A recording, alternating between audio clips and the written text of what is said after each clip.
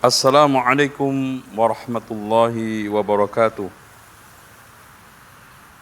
Alhamdulillahilladzi arsala rasulahu bil huda wa dinil haqqi liyudhhirahu 'alad dini kullihi walau karihal musyrikun.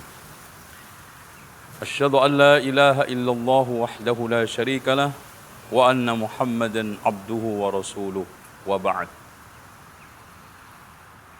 Dunia memiliki watak sebagaimana yang telah dikatakan oleh sang penyair, "Thamaniyatun tajri 'alal insan fala budda lil insani min thamaniyah." 8 perkara yang selalu melalui kehidupan manusia dan hampir semua manusia pasti akan menemuinya. Istima'un wa furqatun, ada pertemuan, ada perpisahan. Wa sururun wa huznun, ada masa gembira, ada masa sedih. Wa usrun wa yusrun, ada masa mudah, ada masa sulit. Wa suqmun wa sihhatun, ada masa sehat, ada masa sakit. Apalagi bagi seorang mukmin, sebagaimana yang telah dikatakan oleh Rasulullah SAW, ad-dunya sijnul mu'min wa jannatul kafir. Dunia itu penjara buat orang mukmin dan surga buat orang kafir. Sehingga bagi seorang mukmin harus berhati-hati di dalam menyikapi dunia. Karena cinta dunia berlebihan yang akhirnya menimbulkan benci kematian merupakan penyakit yang paling ditakutkan oleh Rasulullah SAW, yaitu al-wahan. Oleh karena itu Rasulullah SAW mengingatkan kepada kita semua, kun fid dunya ka'annaka gharibun aw 'abiru sabil. Hiduplah di dunia seakan-akan engkau merantau atau mampir, singgah sesaat untuk melakukan atau menghabiskan atau menyelesaikan sesuatu hajat.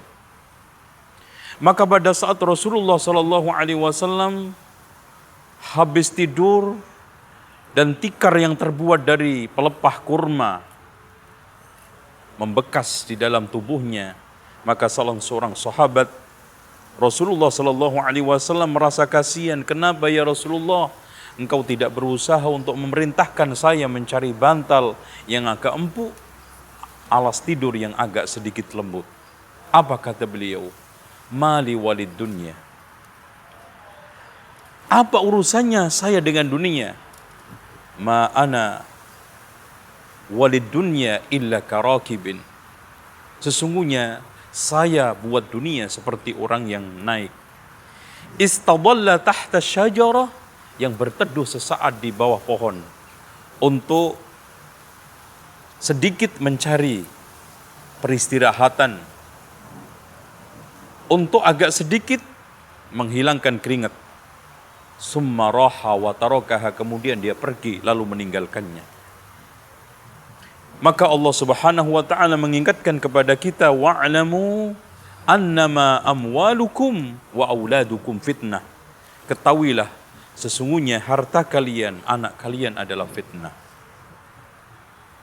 Maka siapa yang tidak pandai-pandai menyikapi harta yang dititipkan oleh Allah Subhanahu wa taala, maka harta tersebut akan menghancurkan. Lihat, perhatikan firman Allah Subhanahu wa taala, bagaimana harta itu membentuk sikap yang jelek, membentuk watak yang dimurka oleh Allah. Kalla innal insana la yadgha ar-ra'ahu istaghna. Sungguh manusia itu cenderung melampaui batas ketika melihat dirinya merasa kaya,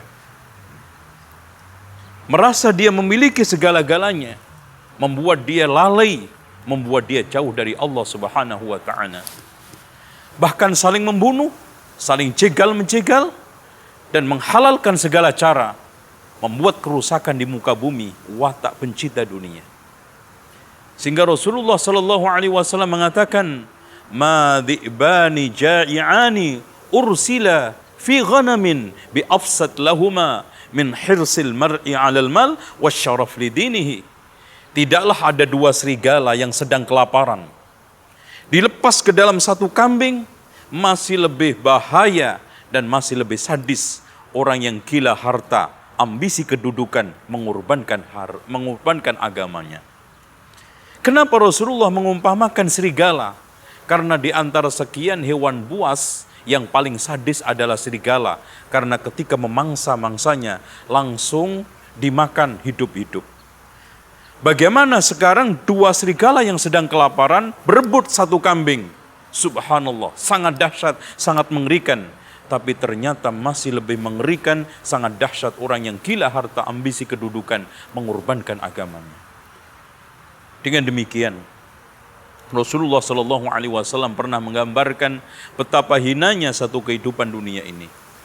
Pernah Rasulullah menawarkan sahabat, wahai sahabatku, adakah di antara kalian yang mau memanfaatkan kambing kudisen kurus yang bangkai ini? Ya Rasulullah, tidak ada satupun yang mau. Apa kata Rasulullah SAW? Sungguh dunia lebih terhina daripada ini kambing atas kalian. Dengan demikian, apa yang dikatakan oleh Yahya bin Mu'ad. Sesungguhnya dunia ini seperti kalajengking. Kalau kamu tidak pinter-pinter menjampi, tidak pinter-pinter melakukan ruqyah, jangan coba memegangnya. Apa yang dimaksud ruqyahnya? Apa yang dimaksud jampi? Ambillah dengan cara yang halal dan tunaikan haknya. Dan sungguh ketika orang meninggal dunia terkena musibah dua, bukan meninggal dunianya, tetapi harta yang dicari dengan cara yang halal dia tinggalkan semua dan nanti menghadap Allah Subhanahu wa taala dihisab semuanya. Dengan demikian mudah-mudahan Allah Subhanahu wa taala menjadikan kita sebagai orang yang memanfaatkan dunia pada tempatnya sesuai dengan arahan Allah, wabtaghi fima atakallahu daral akhirah wala tansa nasibaka minad dunya. Carilah kehidupan akhirat dengan keduniaan kamu, berarti dunia sarana tujuan adalah akhirat, tapi kita tidak mengapa untuk menikmatinya. Dan kita akan bisa beri kesimpulan, dunia adalah sarana tujuan kita akhirat. Jangan sampai kita balik, dunia menjadi tujuan kita, akhirat hanya menjadi sarana, maka akan hancur menghancurkan. Dan kita akan kembali kepada Allah Subhanahu wa ta'ala dalam keadaan merugi. Wal asri innal insana lafi khusr. Illa alladhina amanu wa amilus salihat wa tawasaw bil haqqi wa tawasaw bis sabr. Demikian mudah-mudahan apa yang telah saya sampaikan ini bermanfaat. Dan cinta dunia seperti minum air garam yang tidak pernah ada puasnya. Mengejarnya seperti berenang di danau buaya, pasti sangat berbahaya. Bukan malah kita itu menerkam tapi diterkam. Orang yang mencarinya seperti mengejar binatang buas. Oleh karena itu rakus dan rakus. Sehingga sampai dikatakan oleh Rasulullah SAW, kalau seandainya manusia memiliki dua lembah, maka akan berangan-angan memiliki yang ketiganya dan tidak puas sebelum masuk ke tanah kuburan dan mulutnya dimasuki oleh tanah kuburan.